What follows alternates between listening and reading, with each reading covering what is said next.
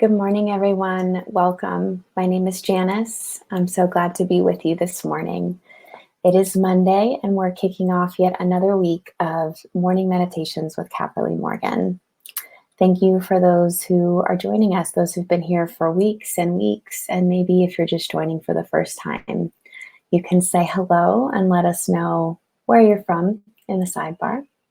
A couple things to know if you're new. The format for today will be a 30-minute meditation followed by question and answer with Caverly Morgan. You can type in your question or you can ask to come on screen in the sidebar and you can then have an exchange with her. Caverly loves doing that. This whole platform, Sangha Live, Crowdcast, all of it is working and available to you because of the generosity of this community. The practice of dana in the Buddhist tradition, this generosity, this giving, is what sustains these offerings and makes them truly globally accessible. So we do these live sessions at Sangha Live, and then all of them can be found on the website, the Dharma Library, if you want to check out any of the past sessions that Caverly's done, or there's other in-depth courses on there as well. So if you have the ability to donate, please do. Whatever you can makes a huge difference. And then to briefly introduce Caverly Morgan this morning, Caverly is a meditation teacher. She spent 8 years as a silent Zen monk.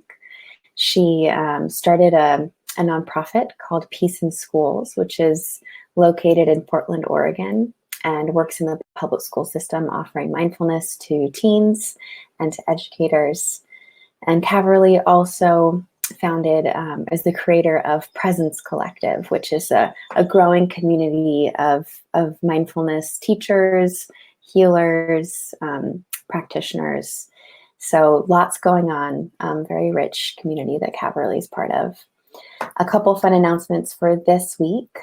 Caverly will be back at the Wednesday night meditation. She's going to teach that this Wednesday evening at 7 p.m. Pacific Standard Time.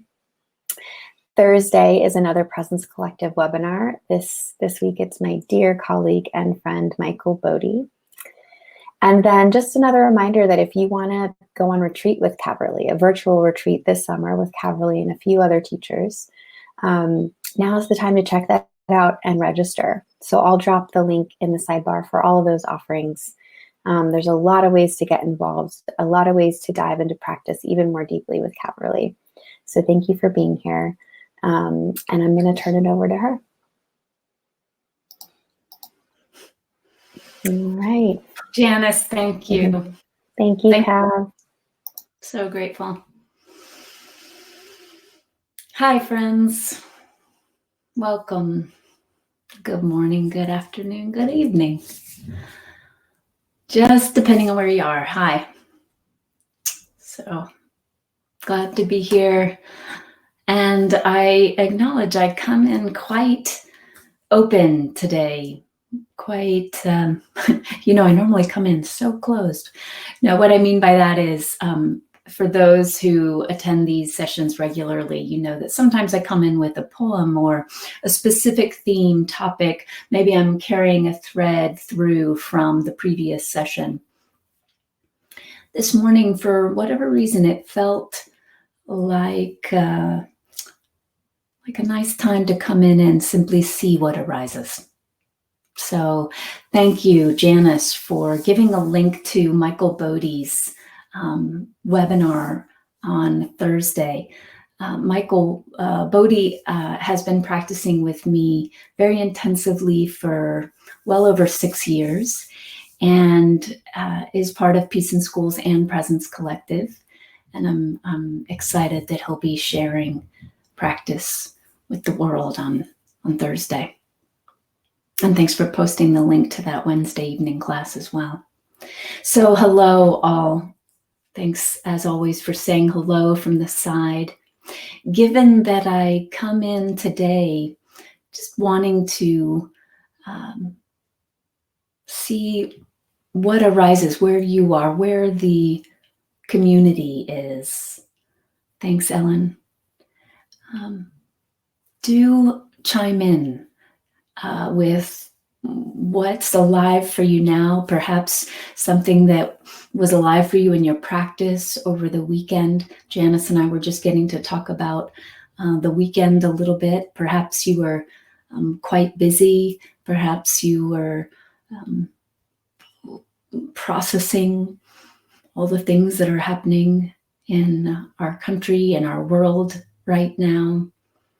But offer a few words, if you would, and that will allow me to.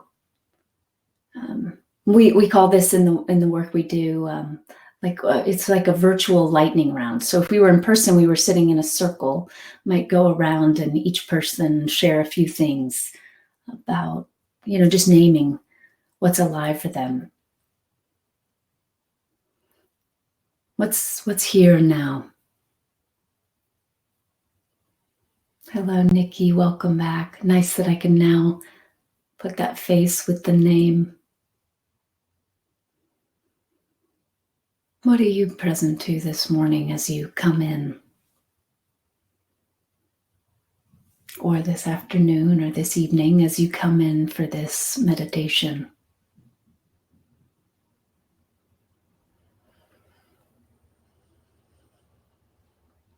What's here now?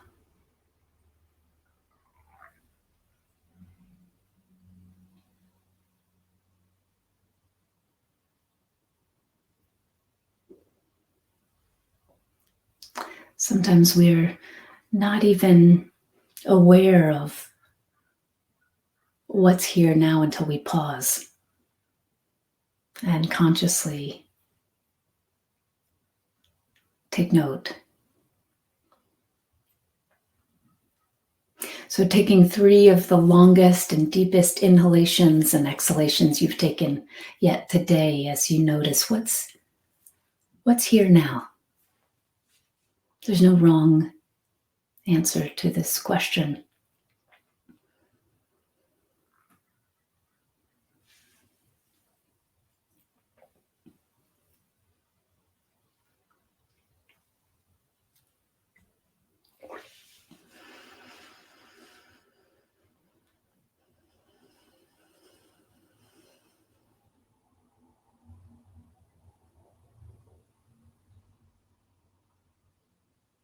What are you present to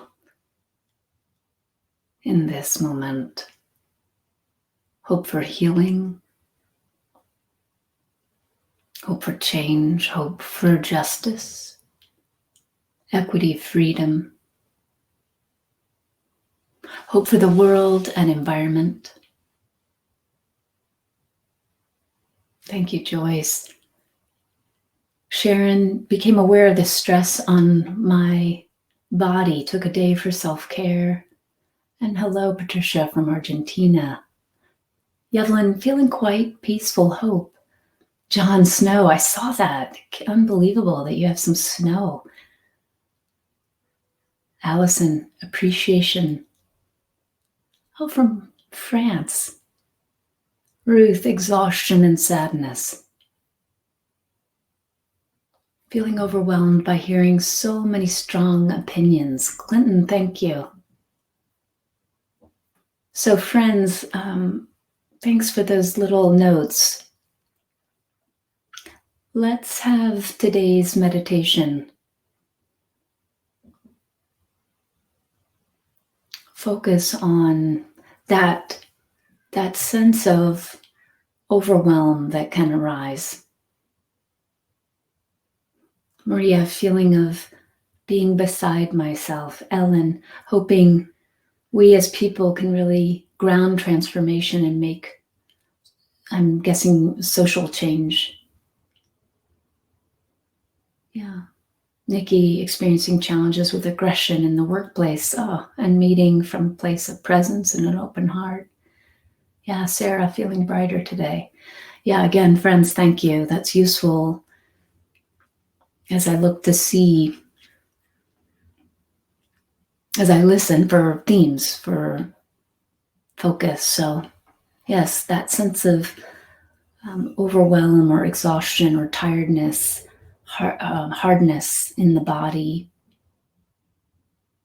recognition of a need for self-care along with hope.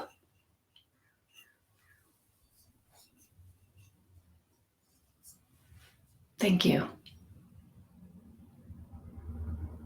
We shall sit.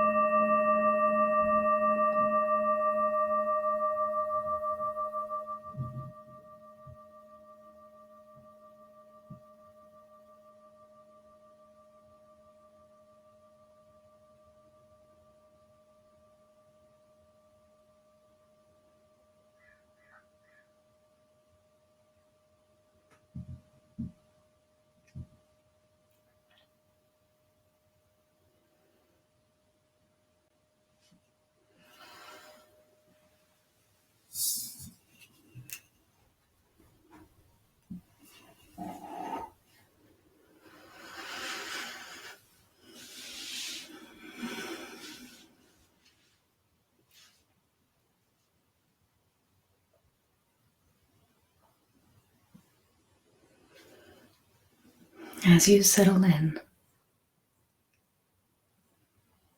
give the attention to the silence that's beneath sound.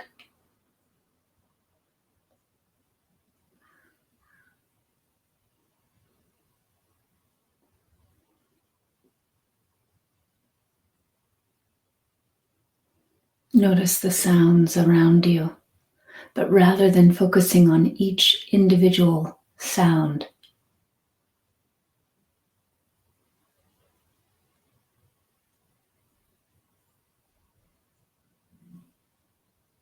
give the attention to what the sound is arising out of.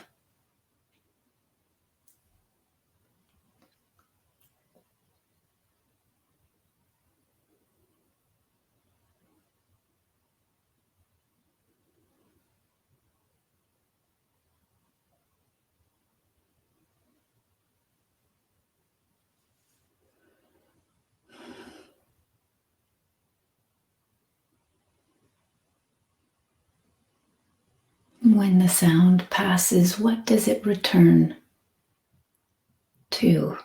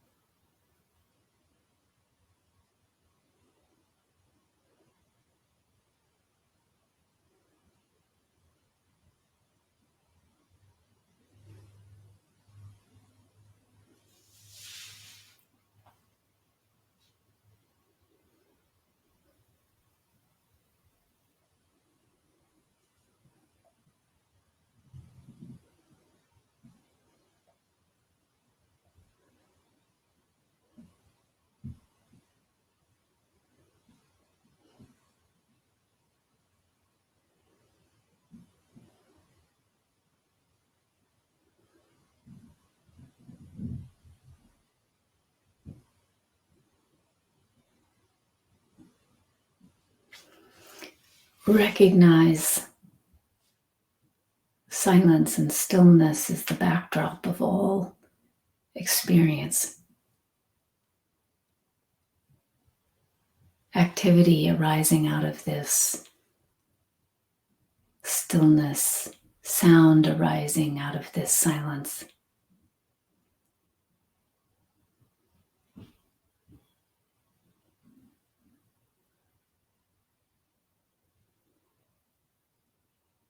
Forms arising out of this emptiness.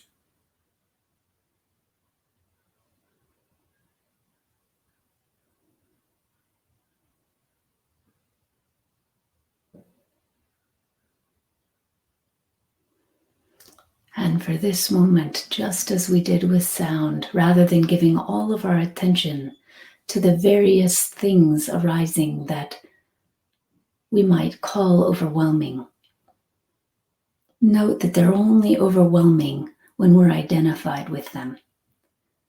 When each of those things is real, separate, something to tangle with, noodle over.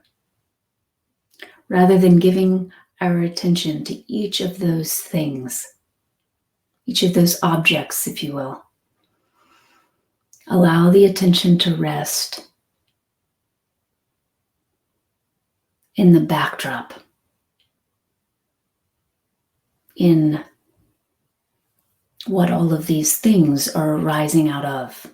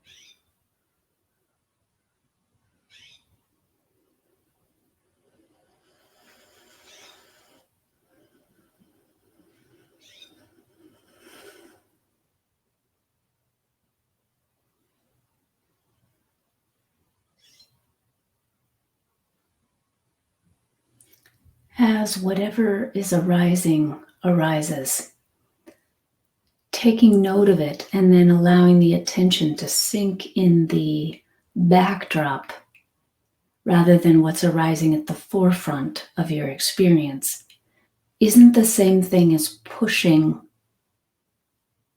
that experience away or pushing away whatever's arising. It's a quiet redirecting of the attention.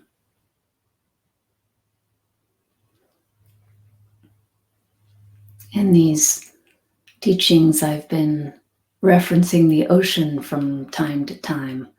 We could go back to that image of rather than the attention moving, there's a storm, and rather than the attention moving from individual wave to individual whirlpool in the sea to individual, running out of wave analogies here, like individual crest of the next wave, individual swell, rather than giving the attention to each of those things and then feeling overwhelmed by the magnitude of each of these various activities in the sea. In this meditation, we're focusing on our own capacity to allow the attention to rest, to sink into the sea itself. And from the experience of being the sea, feeling, seeing these waves, knowing these waves from that which the waves are arising out of, rather than identifying with this small thing in relationship with each wave. When we identify with this experience of I in relationship to each of these waves, we naturally then want to fix one of the waves, or change one of the waves, or resist one of the waves, or try to cling, or perhaps even feel overwhelmed by.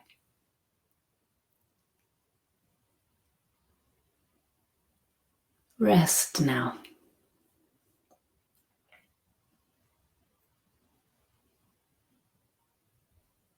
Rest as the ocean.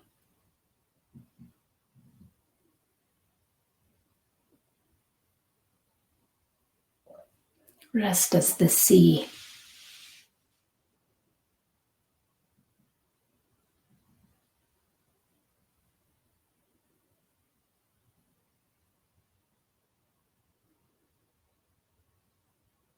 So, Deborah, as you notice this difficulty in settling in, so many activities calling my attention, notice the activities as various waves, whirlpools, swells, crests.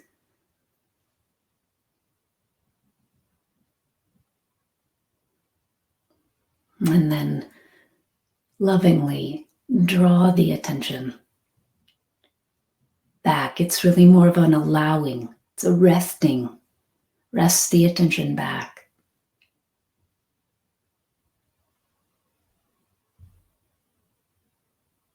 Into the ease of being. Again, into the stillness out of which all of this activity arises.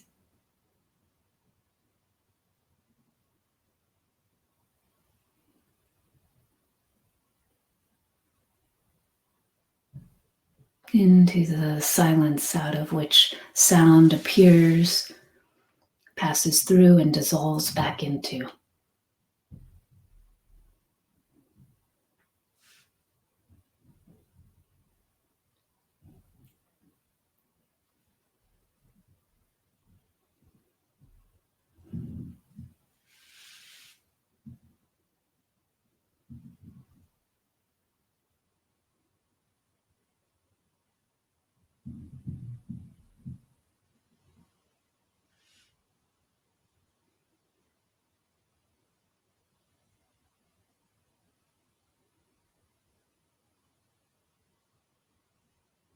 Notice how the sea allows.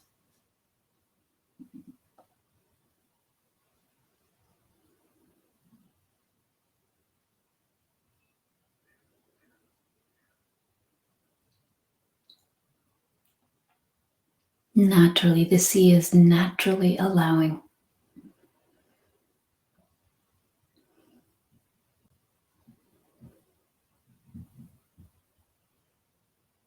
The sea naturally embraces, welcomes.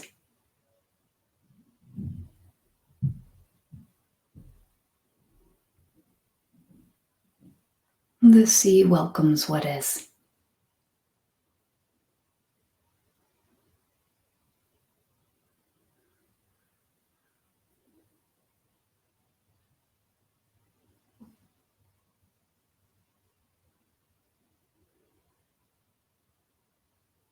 Know yourself as this.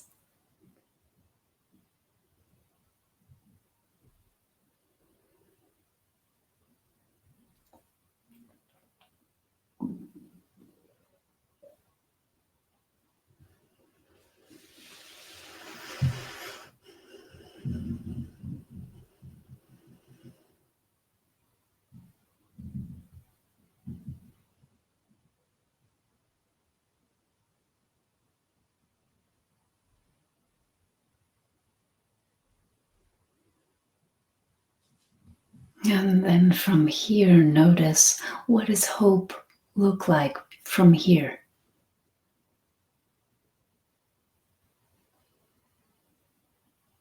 From here, what does hope feel like?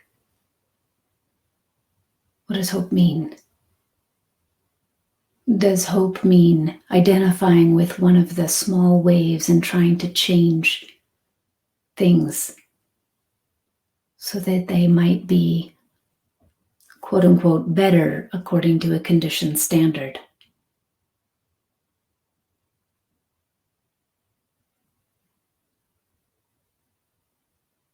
Or is hope something else altogether? Look to your experience.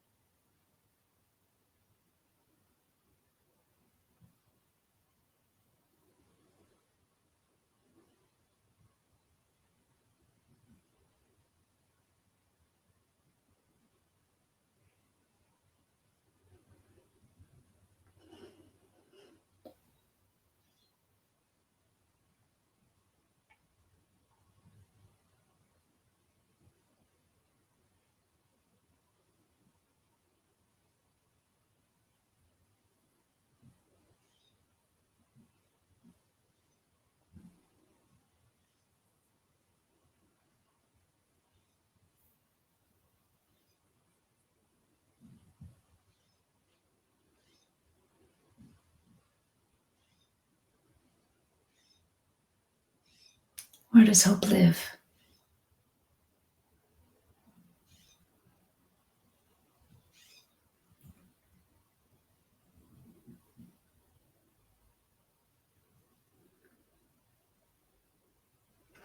Were you to look to find hope, where would you look now, from here?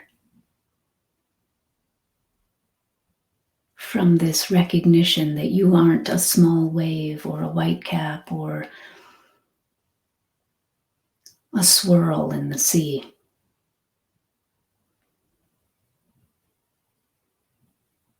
From the knowing that you are the ocean, where does hope live?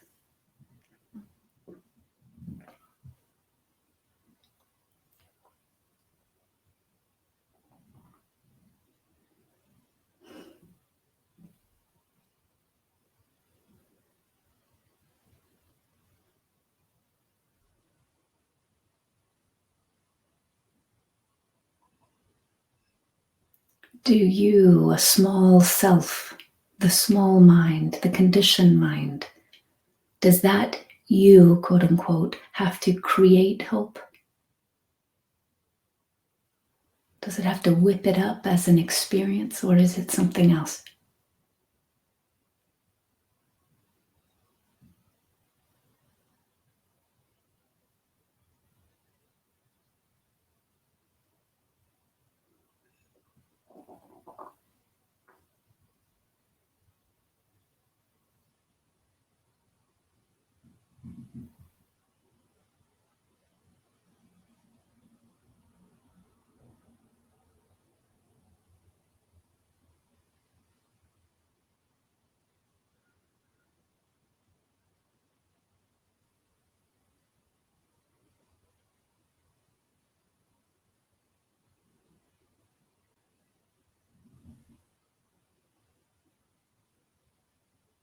Hope is the light of possibility.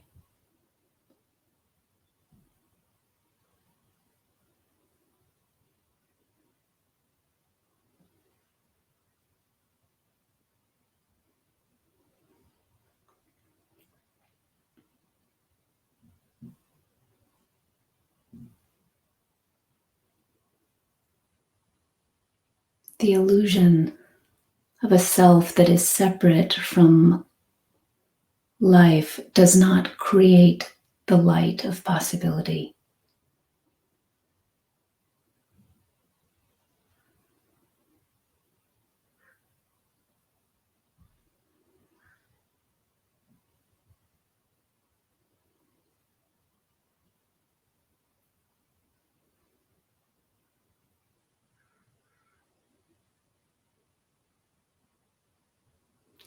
It is when the thinness, the transparency of the ego is revealed through the light of clarity, that the light of possibility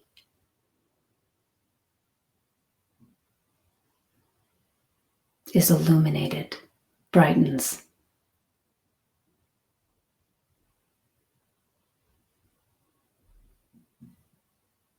shines.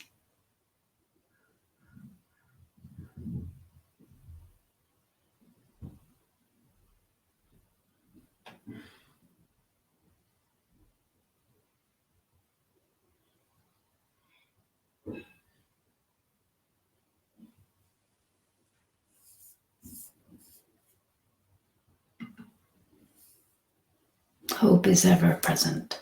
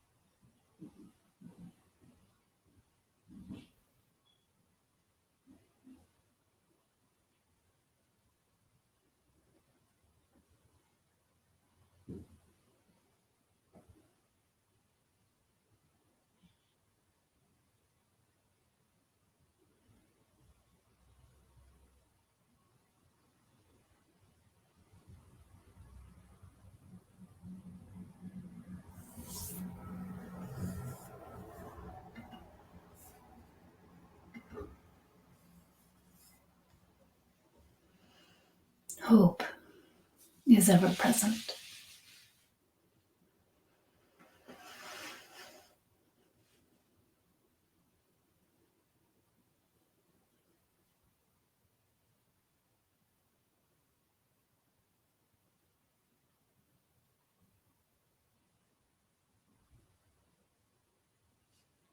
The light of possibility is always here. It's simply dimmed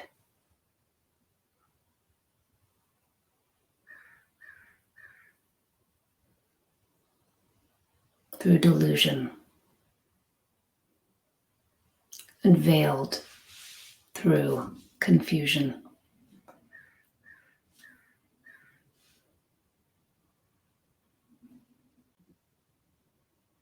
Hope is always here.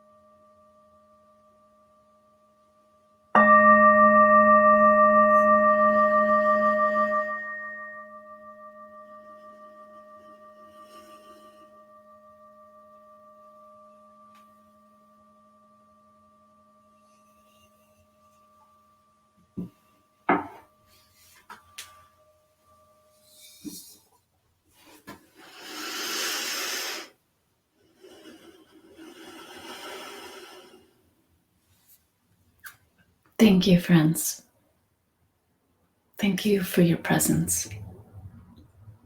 And thank you for all who have supported Sangha Live and Presence Collective. When you donate, your money goes in those two directions. It supports the nonprofit that I run, and it supports me, therefore, and it supports the platform that hosts so many great teachers. So thank you. Green button right below me if you can make a contribution today.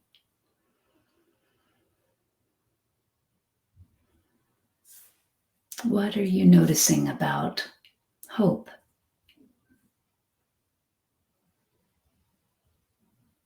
Or about resting as the sea? Or about hope in relationship to defining hope, I should say, as the light of possibility. You could either ask a question in the question box right below me, or you could type something in the sidebar, or as Janice mentioned, I always love it when people come on screen. It's such a rich way for me to meet you and have a dialogue. And there's never a requirement to type, formulate thoughts in a specific way, or engage.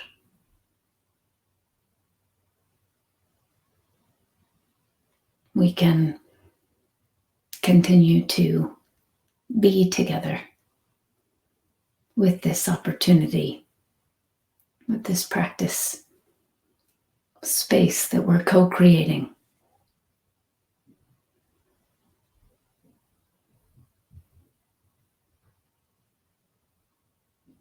This is nurturing the refuge of shared being.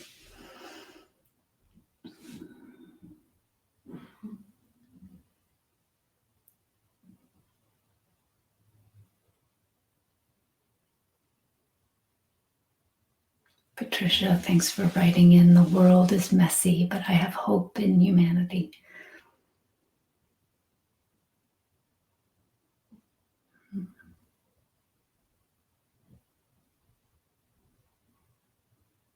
Christine, I think your comment was written before the meditation. Be interested to see if anything else has arisen for you, wondering how to contribute every day to building a just, equitable world and offering healing. Can I do more than be peaceful? I'd be interested to see what's arising for you on that topic.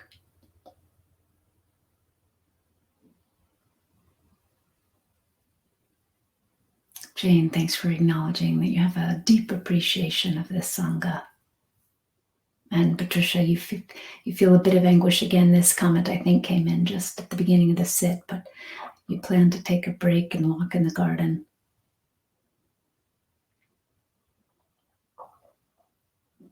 Lovely.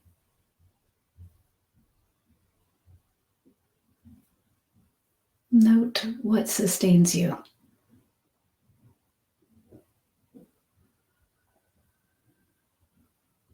Note where hope lives. Note what nourishes hope.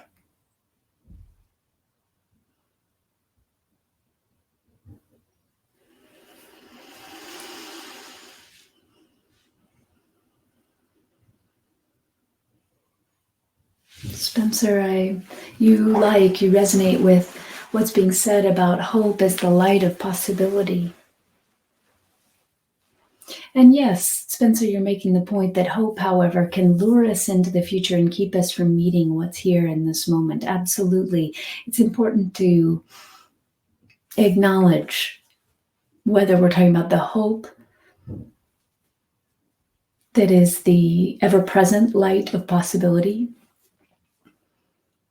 or the hope that's arising out of the desire for things to be other than they are. I don't want things to be this way, so I hope they will change. I don't like what my partner's doing, so I hope I can convince him to do otherwise. Whatever your story is. If we're acting on behalf of that type of hope, that's not bad or wrong, but it would be akin to, in the meditation, being identified with the illusion of a self that is separate from life and trying to rearrange the waves.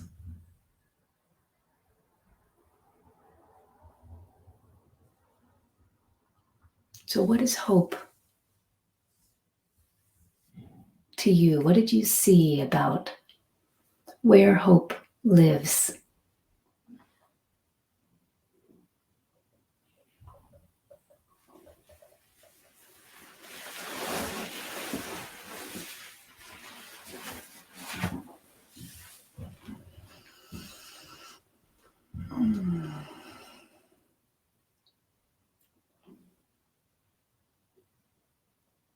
Where is hope, and what is hope? What do you notice?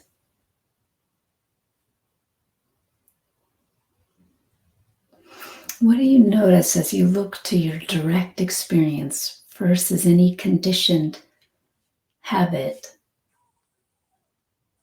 to turn towards the conditioned mind?